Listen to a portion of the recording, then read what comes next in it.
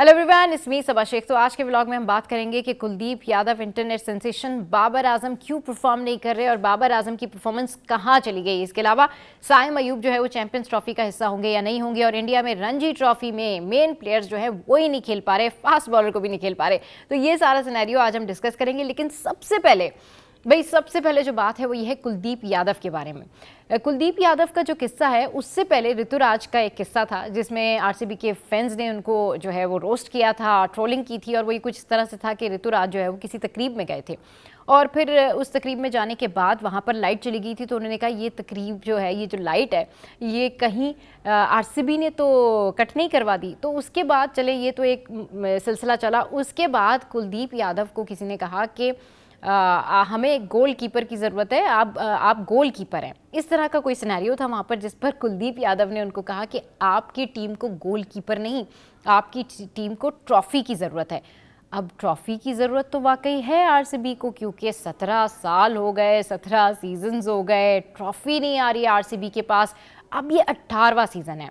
18 का ये जो अदद है ना, या ये जिसको कहना चाहिए हिंसा है, ये बड़ा कोई हाईलाइटेड है आजकल, क्योंकि 18 जो है वो विराट कोहली का भी है और विराट कोहली इस टीम का हिस्सा है। अब कहने वाले लोग ये कहते हैं कि भाई 18वां सीज़न जो है इसमें तो ट्रॉफ़ी आ जाए। लेकिन एक बात मैं आपको बता दूं कि कुलदीप यादव के ऊपर इतना प्रेशर था, इतना प्रेशर में वो चले गए कि उनको लिखना पड़ गया भाई, ट्वीट पे ट्वीट करनी पड़ गई। तो ये इंटरनेट सेंसेशन बने हुए थे। और अगर अभी भी आप देखें ना कि क्या हो रहा है इंटरनेट पे, तो आरसीबी के फैंस उनके पीछे पड़ गए, क्योंकि जो प्यार, जो अनकंडीशनल लव आरसीबी के फैंस अपनी इस फ्रेंचाइज से करते हैं ना पूछे। मैंने आपको पहले ही बताया था कि भाई सीएसके वीएसके जो है वो एक तरफ, लेकिन आरसीबी के जो फैंस हैं उन्होंने अपनी फ्रेंचाइज को, अपनी इस लीग को जो है ना वो यहाँ पर रखा हुआ है। अच्छा, प्रॉब्लम यह है कि कुलदीप यादव जो हैं वो दिल्ली कैपिटल से हैं और ट्रॉफी तो उनके पास भी नहीं है। फिर इस तरह से दूसरों के ऊपर बातें करना, और वो भी आरसीबी के प्लेयर के बारे में बातें करना, या आरसीबी के प्लेयर्स या फैंस से जो है किसी किस्म का भी कोई झगड़ा मोल लेना, ये तो बड़ा ख़तरनाक साबित हो सकता है। अब अगर आप देखें ना कि इंडिया में जो क्रिकेटर्स इंटरव्यू के दौरान जा रहे होते हैं, वो भी ये बातें कर रहे थे कि भाई आरसीबी के बारे में हमसे कुछ ना कहलवा दें, आरसीबी को कुछ ना कह दें, वरना उनके फैंस हमारे पीछे पड़ जाएंगे। तो ये सूरत हाल है भाई इंडिया में, और इस तरीके से जो है वो कुलदीप यादव हो रहे हैं ट्रोल। अब लेजेंड क्रिकेटर शोएब अख्तर, उनसे विराट कोहली और बाबर आजम दोनों की परफॉर्मेंस पे सवाल हुआ। उन्होंने कहा जी दोनों को परफॉर्म करना चाहिए, और बिल्कुल करना चाहिए। और जो भी बात हो या जिस किस्म की भी जो तनकीद हो ना, वो ग्राउंड के अंदर, खेल के अंदर वहाँ मुकाबला होना चाहिए, उसके बाहर मुकाबलेबाजी नहीं होनी चाहिए। लेकिन ऐसा हो सकता है कि पड़ोसी मुल्क ग्राउंड के बाहर का मुकाबला ना करे। उनको तो अभी से ये टेंशन है, उन्होंने आना नहीं है हमारे यहाँ लेकिन खेलने के लिए, लेकिन उन्होंने अपनी जो प्लेयर्स हैं उनके ऊपर ये प्रेशर बिल्ड करना शुरू कर दिया है कि भाई हाइब्रिड मॉडल तो आप लोगों ने रखवा लिया है, लेकिन अगर आप 1-2 मैचेस से बाहर हो जाते हैं तो क्या फ़ायदा, फिर तो आप मैचेस से बाहर हो जाएंगे और मज़ा ही नहीं आएगा। मज़ा तो तब है कि जब आप फाइनल में जाएं और फाइनल खेलें, और फिर चैम्पियंस ट्रॉफी का जो फाइनल हो वो भी दुबई में हो। मतलब ये थॉट आप देखें कि वो ये थॉट लेके जा रहे हैं कि फाइनल जो हो उसमें इंडिया जाए और वो चैम्पियंस ट्रॉफी का फाइनल वहाँ पर मौजूद हो। अगर शुरू के मैचेस इंडिया हार जाता है तो वो कट जाएगा। मतलब उनको इस बात पर भी तसल्ली नहीं हो रही कि अगर इंडिया फाइनल में नहीं गया तो फाइनल पाकिस्तान में ना हो। मतलब ये इतनी हेटफुल थॉट, मतलब चैलेंज दे रहे हैं वो अपने ही प्लेयर्स को कि भाई आपने अब हर हाल में ये वाला फाइनल, ये चैंपियंस ट्रॉफी के मैचेस तो जीतने ही है। रीज़न क्या है कि चैंपियंस ट्रॉफी का जो फाइनल है वो पाकिस्तान में ना हो, और हम तो पाकिस्तान नहीं जा रहे, लेकिन अगर हम 1-2 मैचेस से ही बाहर हो जाते हैं तो ये तो बड़ी बेइज्जती हो जाएगी। मतलब अपने खिलाड़ियों, वो जो 8 खिलाड़ी आप लोगों का जिनका इतना मसला बना हुआ है, उनके बारे में कोई बात नहीं करेगा। अपने रोहित, गौतम, वहाँ पे जो मसले मसाइल हैं ना, रोहित और गौतम का कोई झगड़ा हल करवाने की कोशिश कर रहा है। T20 टीम यहाँ अलग हुई है, उसमें रॉक कर रहे हैं। जिस तरह से गौतम गंभीर उन लोगों को बता रहे हैं, उस टीम को, टीम के लोग जा रहे हैं, जिसमें तिलक वर्मा अमेजिंग, उन्होंने अमेजिंगली परफॉर्म किया और बहुत ज़बरदस्त रहे तिलक वर्मा। और उन्होंने जो गौतम गंभीर के जो मशवरे थे ना उसके ऊपर भी अमल किया।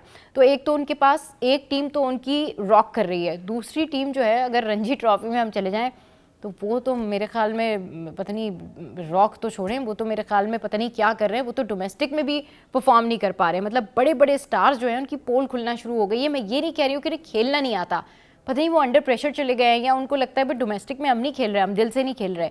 तो इसका मतलब ये है कि जब प्लेयर वाकई कोई दिल से ना खेल रहा हो तो वो डोमेस्टिक में भी परफॉर्म नहीं कर पाता। ये सारा कुछ इंडिया में चल रहा है, लेकिन फिक्र उनको ये पड़ी हुई है कि भाई शुरू के 2-3 मैचेस ही ना कहीं हम हार के आ जाए तो बड़ी बेइज्जती हो जाएगी, सारा मैच तो फिर इधर हो जाएगा।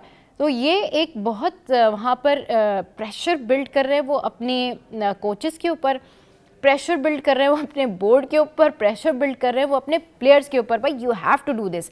बट अगर हम अपने पाकिस्तान की और पाकिस्तानी प्लेयर्स के बारे में बात करें तो हम तो अपने प्लेयर्स को ये कहते हैं कि आपने कोशिश करनी है, आपने ये कोशिश करनी है कि आपने मैच को जीतने की पूरी कोशिश करनी है। अगर आप हार भी जाते हैं तो डेफिनेटली पता लग रहा है कि आप स्ट्रगल करके, आप कोशिश करके हारे हैं, बट वहाँ पे तो नो चांस। मतलब इतना ज़्यादा प्रेशर बिल्ड करने से यही हाल होता है टीम्स का, जो अभी इस वक्त में आपकी टीम का हाल हुआ है।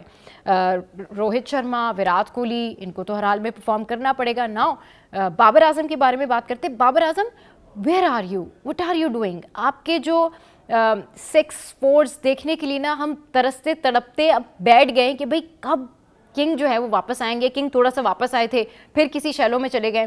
तो मेरे ख्याल में बाबर आजम वो बिल्कुल जो हमारे लेजेंड क्रिकेटर है ना शोएब अख्तर, उन्होंने सही बात की कि जैसे इंडिया पाकिस्तान का मैच होगा ना तो रोहित की भी आप देखेंगे कि कोहली की भी परफॉर्मेंस वापस आ जाएगी और बाबर आजम की भी परफॉर्मेंस वापस आ जाएगी।